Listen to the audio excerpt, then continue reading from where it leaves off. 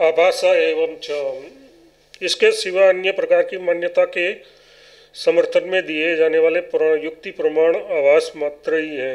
व्याख्या। जो लोग जीवात्मा को एक उस पर ब्रह्म का अंश नहीं मानते, सब जीवों को अलग अलग स्वतंत्र मानते हैं, उन्होंने अपनी मान्यता को सिद्ध करने के लिए जो युक्ति प्रमाण दिए हैं वे सब के सब आभास मात्र है, अतः उसका कथन ठीक नहीं है। जीवात्माओं को परमात्मा का अंश मानना ही युक्ति संगत है, क्योंकि ऐसा मानने पर ही समस्त श्रुतियों के वर्णन की एक वाक्यता हो सकती है। संबंध। परब्रह्म परमेश्वर को श्रुति में अखंड और अवयव रहित बताया गया है, इसलिए उसका अंश नहीं हो सकता। फिर भी जो जीवों को उस परमात्मा का अंश कहा जाता है वह अंशासी भाव वास्तविक नहीं है, घटाकाश की भांति उपाधि के निमित्त से प्रतीत होता है। ऐसा माना जाए तो क्या आपत्ति है। अदृष्ट।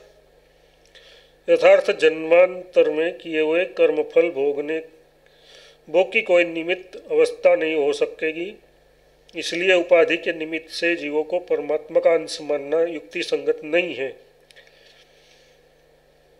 व्याख्या। जीवों को परमात्मा का अंश न मानकर अलग अलग स्वतंत्र मानने से तथा घटाकाश की भांति उपाधि के निमित्त से जीवगण को परमात्मा का अंश मानने से भी जीवों के कर्मफल भोगने की व्यवस्था नहीं हो सकेगी, क्योंकि यदि जीवों को अलग अलग स्वतंत्र मानते हैं तो उसके कर्मफल भोग की व्यवस्था कौन करेगा। जीवात्मा स्वयं अपने कर्मों का विभाग करके ऐसा नियम बना ले कि अमुक कर्म का अमुक फल मुझे अमुक प्रकार से भोगना है, तो वह संभव नहीं है। कर्म जड़ है, अतः वे भी अपने फल का भोग कराने की व्यवस्था स्वयं नहीं कर सकते। यदि ऐसा माने कि एक ही परमात्मा घटाकाश की भांति अनादि सिद्ध शरीरादि की उपाधियों से निमित्त से नाना प्रकार के जीवों के रूप में प्रतीत हो रहा है, तो भी उन जीवों के कर्मफल भोग की व्यवस्था नहीं हो सकती, क्योंकि इस मान्यता के अनुसार जीवात्मा और परमात्मा का भेद वास्तविक न होने के कारण समस्त जीवों के कर्मों का विभाग करना, उसके भोगने वाले जीवों का विभाग करना तथा परमात्मा को उन सब से अलग रहकर उनके कर्मफलों को व्यवस्थापक मानना संभव न होगा। अतः श्रुति के कथनानुसार यही मानना ठीक है कि सर्वशक्तिमान परब्रह्म परमेश्वर ही सबके कर्मफलों की यथा योग्य व्यवस्था करता है तथा सब जीव उससे ही प्रकट होते हैं, इसलिए पिता पुत्र की भांति उसके अंश है।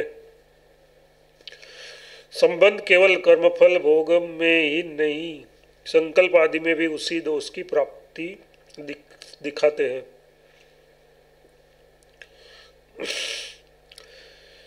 इसके सिवा इसी प्रकार संकल्प आदि में भी अव्यवस्था होगी। व्याख्या। ईश्वर तथा जीवों का आंशी भाव वास्तविक नहीं, घटाकाश की भांति उपाधि के निमित्त से प्रतीत होने वाला है। यह मानने पर जिस प्रकार पूर्व सूत्र में जीवों के कर्मफल भोग की निमित्त व्यवस्था न हो सकने के दोष दिखाया गया है, उसी प्रकार उन जीवों के संकल्प और इच्छा आदि के विभाग की निमित्त व्यवस्था होने में भी बाधा पड़ेगी, क्योंकि उन सबके संकल्प आदि परस्पर अलग नहीं रह सकेंगे और परमात्मा के संकल्प आदि से भी उसका भेद सिद्ध नहीं हो सकेगा।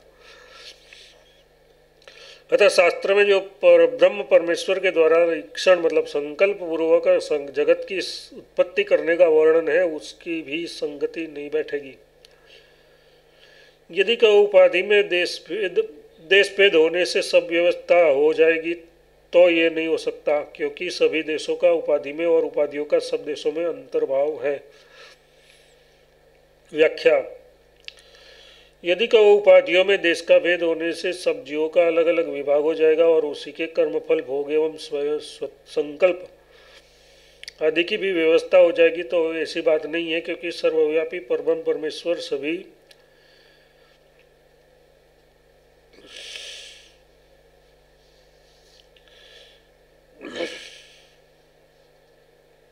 प्रत्येक उपाधियों के देश भेद से परमात्मा के, क्योंकि सर्वव्यापी परब्रह्म परमेश्वर सभी उपाधियों में व्याप्त है। उपाधियों के भेद देश भेद से परमात्मा के देश में भेद नहीं हो सकता। प्रत्येक उपाधि का संबंध सब देशों से हो सकता है। उपाधि एक जगह से दूसरी जगह जाए तो उसके साथ आकाश नहीं जाता आता।